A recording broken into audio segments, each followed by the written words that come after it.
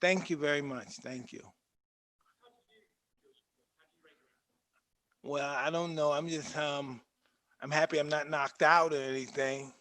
So I'll say I'll be better the next one.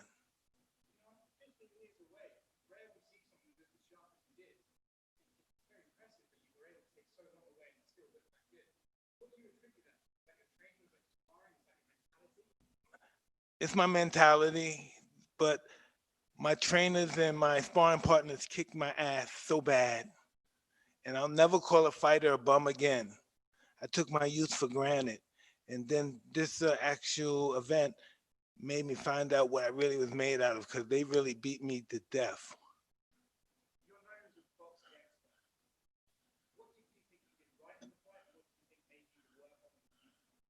I could have done everything better. Everything I was doing, I could have done it better. So, God willing, I'll be better than the next exhibition.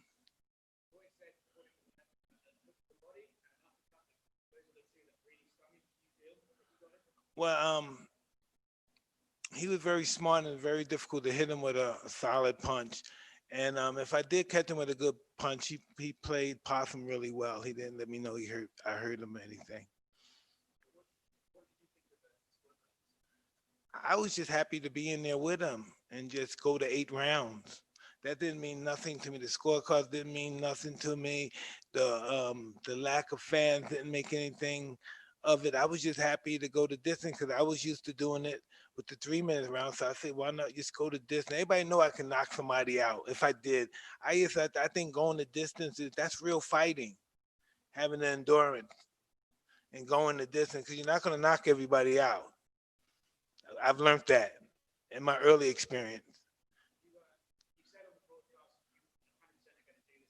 Yeah,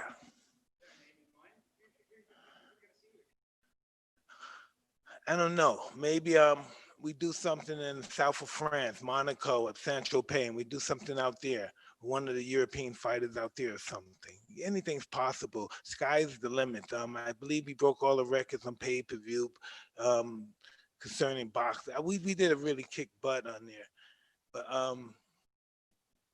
I just want to continue to do this from a humanitarian perspective. Thank you so kindly.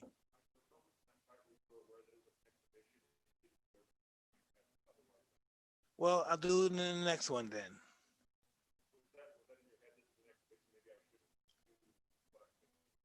Absolutely. I wanted to go to distance. This is all about going to distance, and that's what I wanted to do. I'm really interested in that. I've been training for. As I got older, I'm training for duration now. Before I used to always be interested in the quick kill, and I really learned at 54. I really found that I didn't know nothing when I was champ. That was just youth. My body feels splendid. I want to beat it up some more. Excuse me, because it feels great now. And that's different than getting beat up. I'm used to being beat up. I'm just used to that feeling.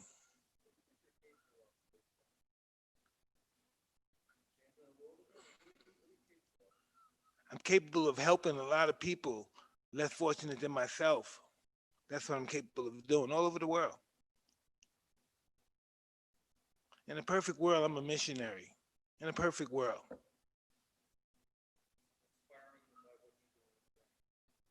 Well, what I'm doing in the ring, I realize is a gift not only for myself.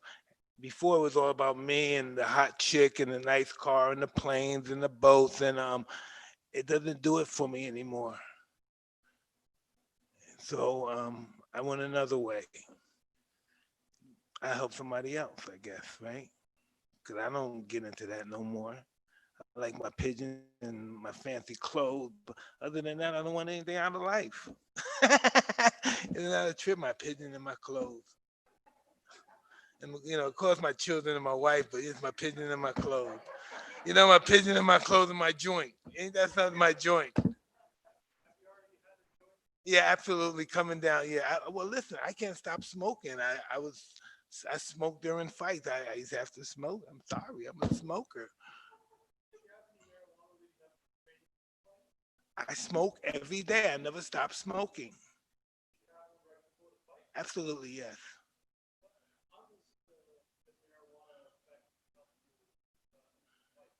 Um, it's just who I am. It has no effect on me from a negative standpoint. It's just what I do and who I am and how I'm going to die. There's no explanation. There's no beginning. There's no end.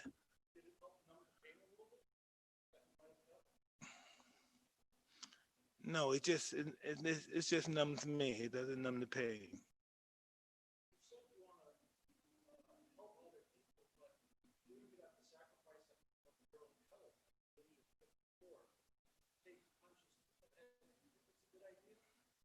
But that's what it's all about. I've done everything for myself. So what happens if I die? No, really, what happened? I may begin to live when I die. No one knows what dying's like. It has to be beautiful. Dying can't be bad because living is great. So dying has to be something special.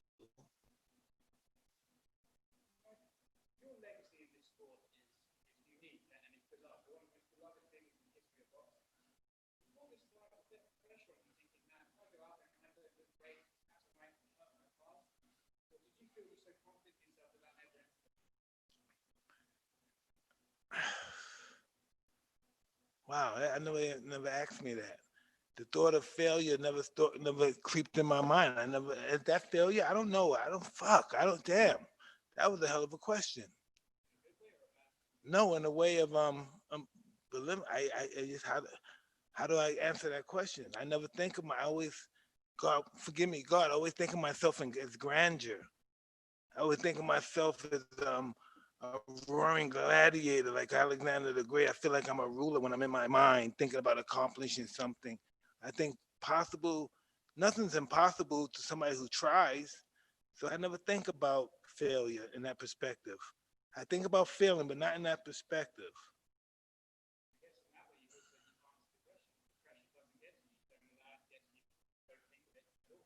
No, I need the pressure. Without the pressure, there's no me.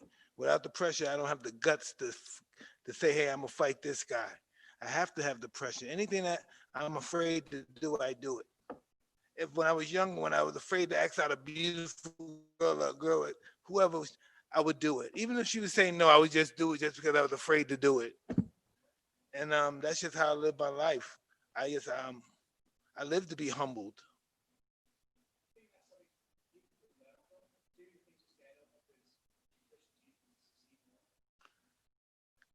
I don't think succeed from a material standpoint is an inside job. It's just an inside job. The more you're comfortable with you, the more you be comfortable with death. And the more comfortable you are with death, the more at peace you are with yourself.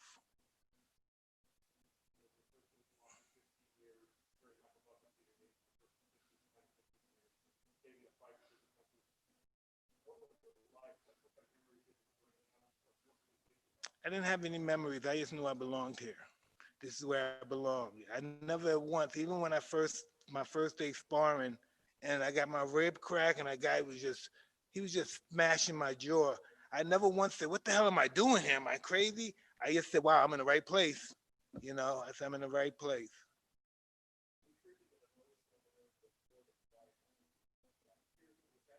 Excuse me, will you say that again?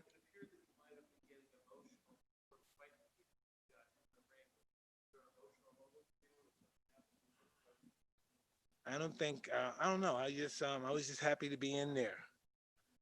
I was just happy to be in there. I never think of myself as old. I think of myself as energy.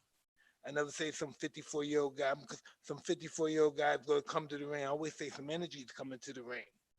I never think my age. Because listen, before Julius Caesar, he told us that 365 days is a year. So we don't really know how old we are. So he makes us as old as we want to be without being those what's that thing again when you're an old guy and you drive a little young guy sports car. What's that mean? My wife always says I'm that way. Midlife crisis, yeah. I don't think it's a midlife crisis with me. I just think it's my ego, and my ego tells me to do things that I'm afraid to do.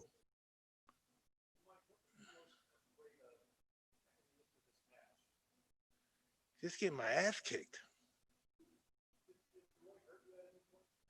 My nose hurt right now. Yeah, very happy I did this. I will do it again.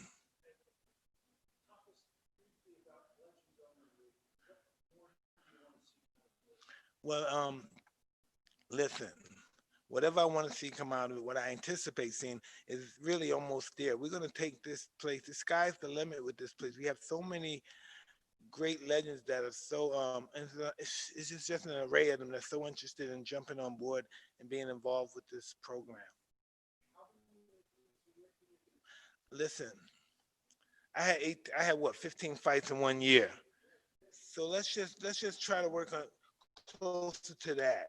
It has to be competitive where the guy where it's constant, no one can get out of shape because everybody's fighting.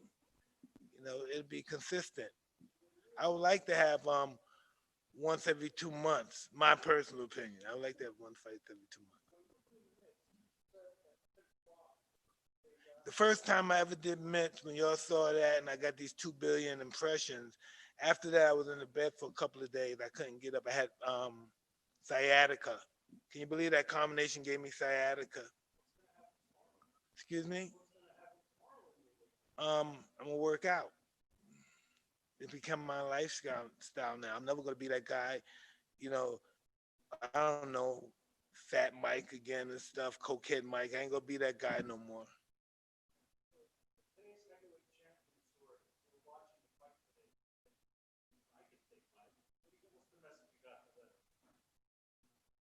Well, they probably could take me now, but can they take me 10 fights later after I have 10 fights or 10 exhibitions? Please forgive me.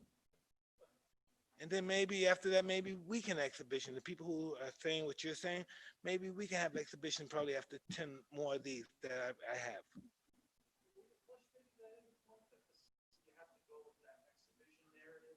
No, I wanted the exhibition narrative because from that perspective, I could work my charity better than being in professional fights and I'm fighting for my life and I want the belt and this and that and there's pressure on me. There's no pressure. My only pressure is that I won't have enough um, product to help the people who need to be helped in this particular situation. That is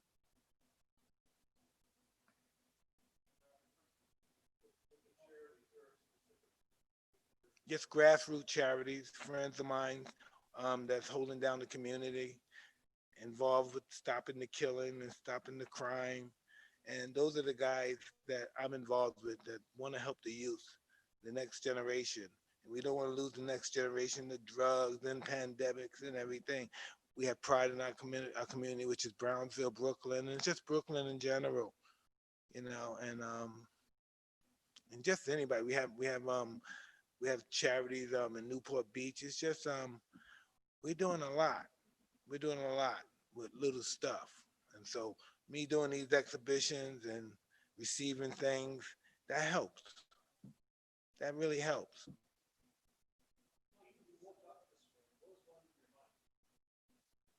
I didn't wake up. I didn't sleep last night. No, no sleep. I'm just one of those scary guys. I don't sleep when I'm involved with the competitive stuff.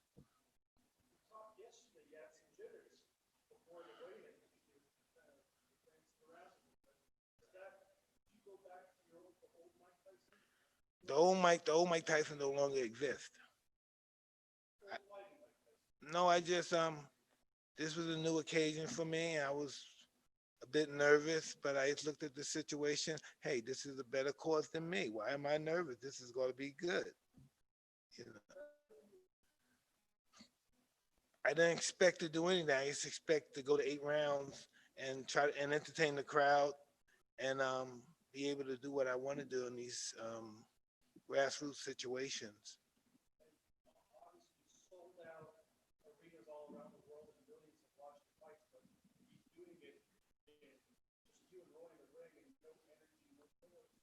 And that was beautiful. And besides that, Me and Roy, we broke records 12 championship fights tonight.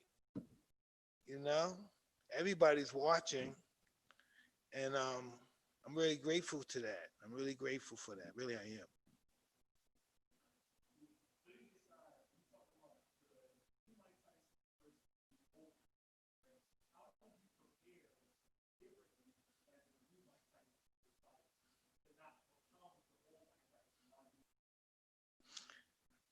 I'm here for a purpose. I'm not here for my ego.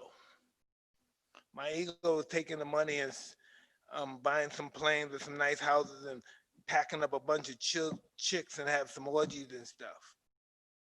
This is not who that is right now.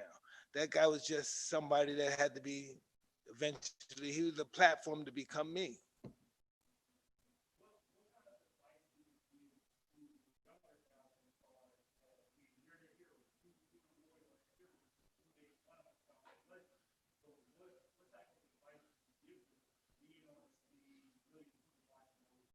Informing them that they deserve this opportunity that they have and to make the best of it. Listen, Luca, what's his name? Paul. Jake Paul got 4 million subscribers that follow him. Can you imagine that? I didn't know he existed until my. Excuse me. You heard that? He got 25 million. I didn't know he existed till my son wanted to fight him one day. I said, "Who you gonna fight? This guy? Come on!" And then he was a big star. Everybody knows who he is, and I'm so happy that he joined on the bandwagon with me and Roy.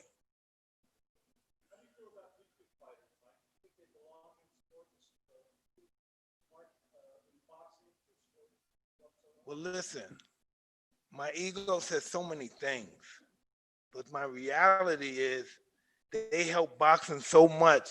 Boxing owe these guys some kind of they owe these YouTube boxers some kind of respect. They should give them some belts because these guys make boxing alive. Boxing was pretty much a dying sport. UFC was kicking our butt, and now we got these YouTube boxers. Boxing 25 million views. Boxing's going back thanks to the YouTube boxers. I believe the more anyone boxes, the bigger it is for the sport. Because boxing took a couple of beatings since the UFC's been around.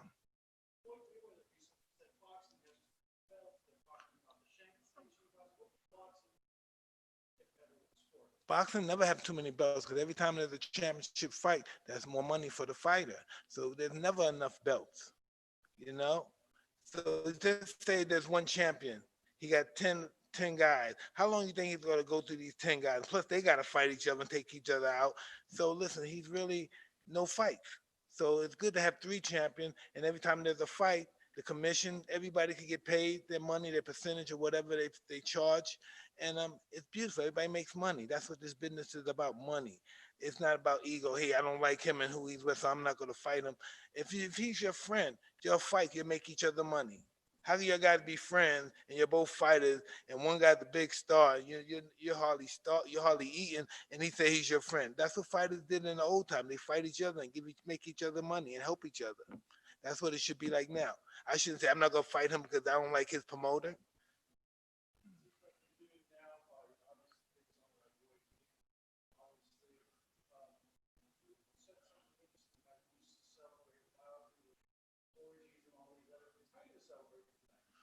Hey, listen, I'm an old ass guy when it comes to that stuff. I don't have no energy for that no more. I'm just with the wife and kids.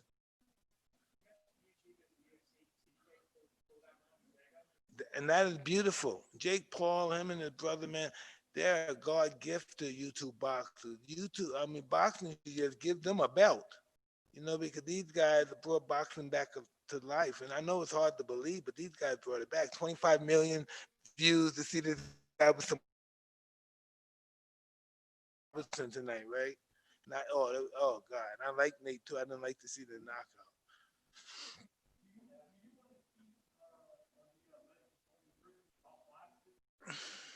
No way, man. We're gonna do whatever any legend wants to do.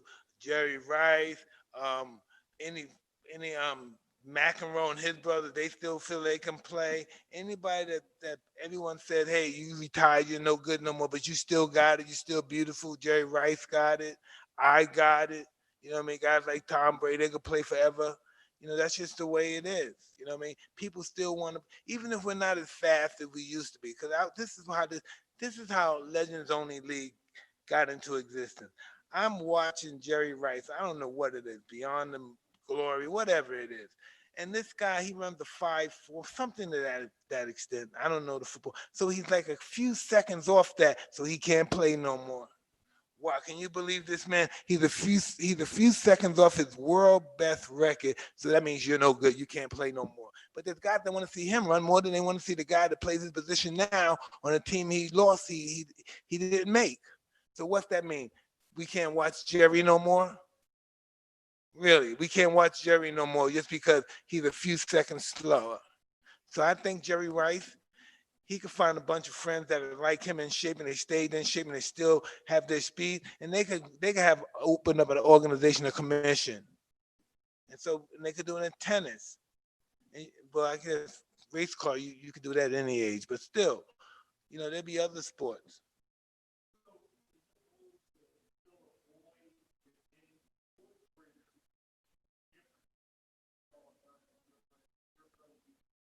Well, this is all I have to say about that, brother. You saw tonight, no boxing promoter was involved. you know. And that's why if we had tennis and people came to see the Legends Only tennis, the other guys, we have different rules. You could break your tennis rep, you could talk crap to the other guy. This is called freestyle. And I think that is good because some of the restrictions really suffocate the athletes, and they can't express their feelings, so they can't play at the highest potential that they normally play because of the restrictions of the rules.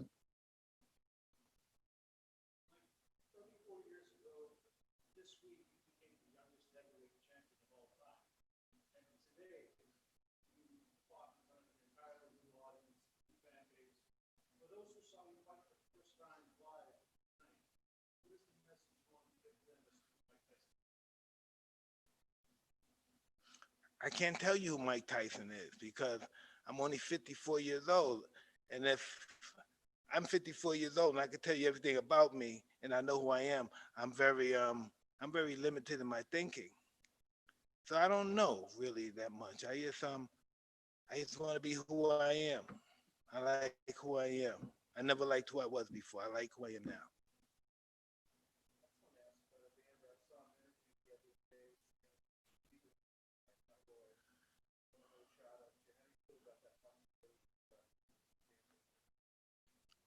I don't know. Maybe Evander needs to talk to me because every time my my business associates talk to his business associate, it doesn't turn out well, you know. So I don't know if these guys really, if you could see what we made tonight, if these guys really cared about the welfare of Evander, they would have had this fight with Evander. Or maybe we could do another, but whoever he's with is handling it totally wrong. Excuse me? I know nothing about the gross. That's not my department. That's never been my department. I just know about the people in the crowds and the viewers and all that stuff. Um, I don't know. You'll find that out before me, I'm sure.